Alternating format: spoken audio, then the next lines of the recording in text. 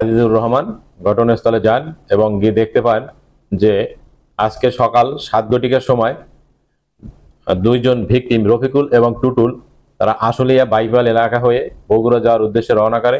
বাইপাল এলাকায় যখন ছিল তখন একটি প্রাইভেট কারে 3জন যাত্রী সহ তাদেরকে জিজ্ঞাসা করে কোথায় যাবেন।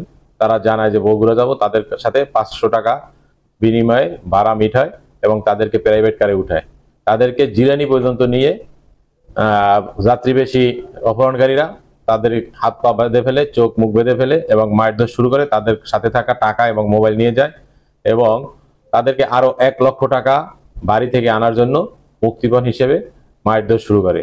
তাদেরকে এইভাবে গাড়িতে নিয়ে বিভিন্ন এলাকা ঘুরতে থাকা অবস্থায় ঘটনাস্থল নান্নার চাওনা এলাকায় গিয়ে তাদেরকে গাড়ি থেকে নামিয়ে দেয়।